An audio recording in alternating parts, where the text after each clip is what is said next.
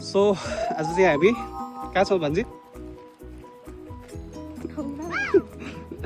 आज चाहिँ हामी बन्थलीबाट अलिकति तल लटकेश्वर भन्ने ठाउँमा जाँदैछौँ। अनि यो ठाउँ चाहिँ एकदमै बब्बाल रमाइलो छ, नेचुरल भ्यू पनि बब्बालै छ। अनि यसरी चाहिँ अलिकति चाहिँ हिँड्नुपर्ने रहेछ। कस्तो भइरहेछ त भान्जी एक्सपिरियन्स? रमाइलो भइरहेछ। हाम्रो निराजन सर चाहिँ अगाडि हिँड्दै हुनुहुन्छ, उहाँ चाहिँ थाकेर बसिरहनु भएको छ। त्योभन्दा अगाडि चाहिँ हाम्रो मम्सवाला ग्रुपहरू हिँड्दै हुनुहुन्छ। भ्यू चाहिँ अति नै ब्रेथ टेकिङ भ्यू छ। कस्तो ठाउँ छ भन्दाखेरि तल खोला छ अनि वरिपरि डाँडै डाँडा छ। त्यो डाँडाको तलतिर चाहिँ खोलाको छेउमा चाहिँ मन्दिर रहेछ, आफै उत्पत्ति भएको मन्दिर। सो हामी हिँड्दैछौँ गाइज। सो अझै हामी हिँड्दैछौँ, हिँडेर त्यो झुलुङ्गे पुर पार गरेर पारिपट्टि जानुपर्ने छ। सो एकदमै बब्बाल नै भ्यू छ। सो हामी चाहिँ यो पुल पार गरेर जानुपर्छ। यो चाहिँ खोला भयो, एकदमै बब्बाल ठाउँ छ। मन्दिर चाहिँ उता झन्डा भएको ठाउँतिर हो। यो पुल हामी तर्दैछौँ। पुल चाहिँ एकदमै लामो पनि छ, मजाले हल्लिँदो पनि रहेछ।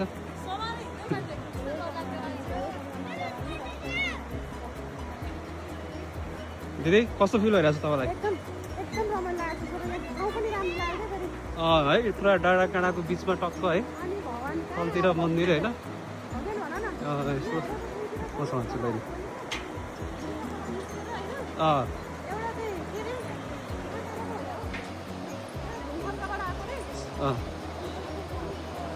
So this is the view. अति नै बवाल छ भ्यू चाहिँ।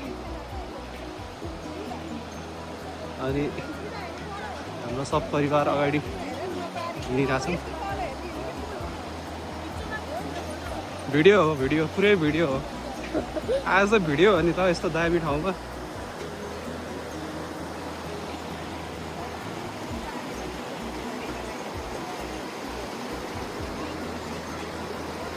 सो भान्जा चाहिँ डढाएर मेरो हात समात्दैछ। डढाएको रहन्छ भान्जा।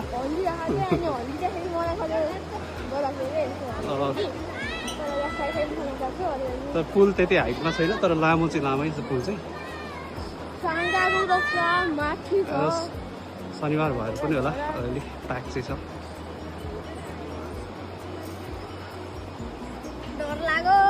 लर्ड लाग्यो भाइ, लाग्यो, डर लाग्यो माई लर्ड। अब म पनि भाइरल हुन्छ होला जस्तो लागिरहेको छु मलाई।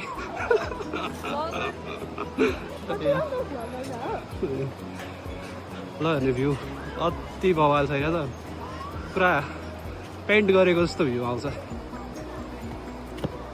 सो हामीले पुल तर्यौँ। सो दिस इज अ पुल। एकदमै लामो पुल छ, खोला हो। खोलाको तिरमा यहाँ रमाइलो गर्दै हुनुहुन्छ हाम्रो दिदीहरू, बहिनीहरू, भान्जीहरू।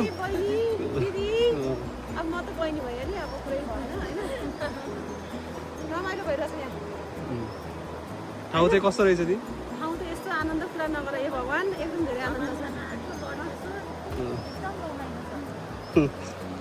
साह्रै रमाइलो लाग्यो। छोराले यहाँ ल्याएकोमा धेरै धेरै धन्यवाद। नेपालको अब हामी चाहिँ हिँड्दै त्यो झन्डा भएको ठाउँसम्म पुग्नुपर्छ। सो हिँड्दैछौँ बिस्तारै। अनि यहाँ चाहिँ अस्ति न कोटी होमको बत्ती बालेको ठाउँ हो यो। सो यहाँ चाहिँ हरिबोधिनी एकादशीको दिन ठुलो मेला लाग्छ अरे। खोला चाहिँ एकदम सफा छ।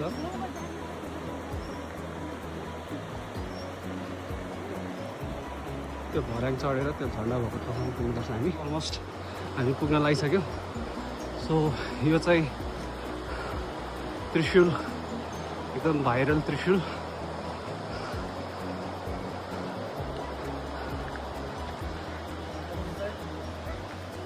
सो यहाँ चाहिँ फोटो खिच्नलाई एकदम डिमान्ड भइरहेछ।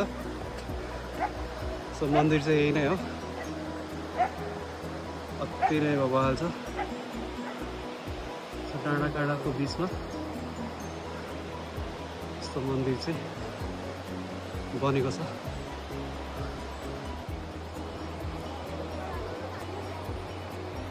आउनु आउनु झर्नु ल, झर्नु झर्नु सबैजना।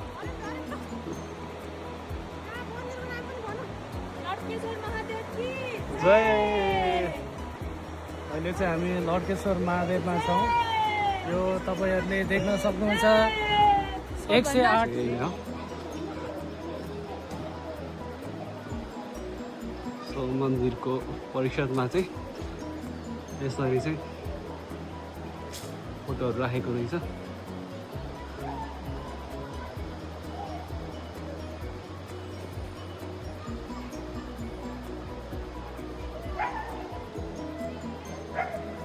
यसलाई पनि अब कोटी होम बनाउने जस्तो देखिया छ।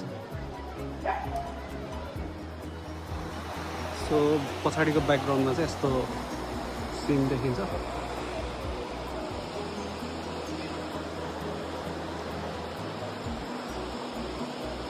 से 8 मिटर लामो त्रिशूल चाहिँ यही नै हो।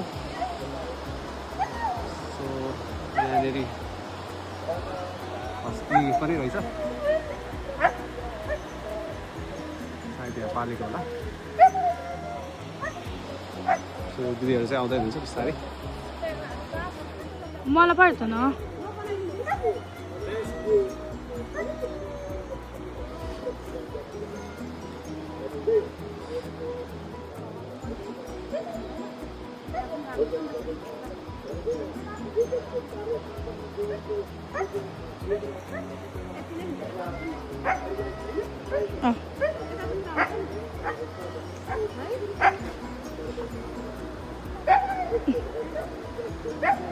मन्दिर चाहिँ यो रहेछ। त्यो चाहिँ त्रिशूल मात्र, यो चाहिँ मेन मन्दिर भयो। यिनी आफै उत्पत्ति भएको मन्दिर हो।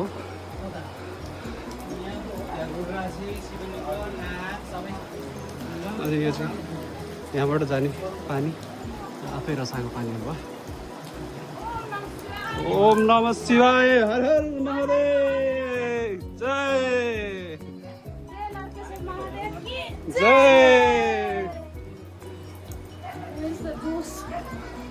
गाईको थुनबाट हो माथि ठ्याक्कै हेर्नु पहिले यहाँ दुधै झर्थ्यो, अहिले पानीमा जलमा परिवर्तन भएको रहेछ। गाईको थुनबाट झऱ्यो। यो आफै उत्पत्ति भएको मन्दिर होइन त? कसले पत्ता लाग्यो? नाभि पतन भएको हो।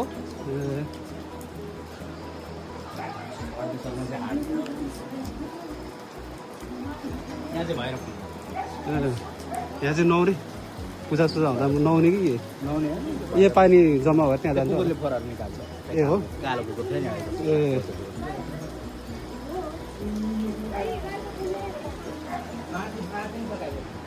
सो मोमोहरू चाहिँ बिस्तारै आउँदै हुन्छ।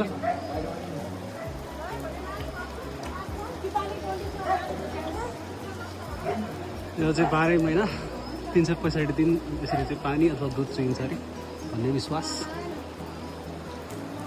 यहाँ दर्शन गरिँदैछ। आफै उत्पत्तिको भएको मन्दिर।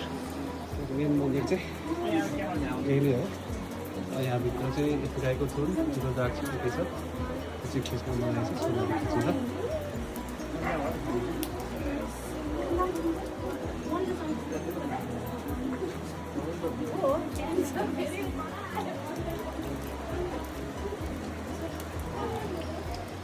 सोझै कस्तो लागिरहेछ तपाईँलाई? एकदम अच्छा लागिरहेछ। अच्छा लागिरहेछ नि होइन?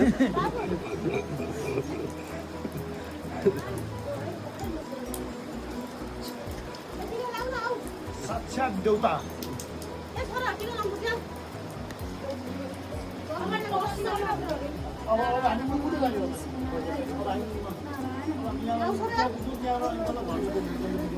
जल्लान पानी त्यही भानै छैन।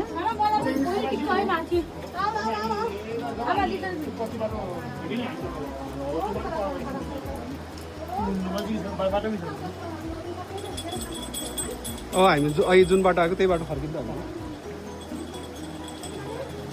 यहाँसम्म पनि आएको नि हो, मैले अहिले लगाएको लास्ट साइड चाहिँ यस्तो छ। यो चाहिँ भैरवकुण्ड। यतापट्टि चाहिँ यसरी चाहिँ ढुङ्गाहरू चाहिँ मिलाएर राखेको रहेछ त्यहाँदेखि त्यो विस मागेर यसो राखेको हुनुपर्छ ढुङ्गाहरूको विस बनाउनेहरूलाई लागिरहेछ सो हेरौँ त कस्तो खालको भएछ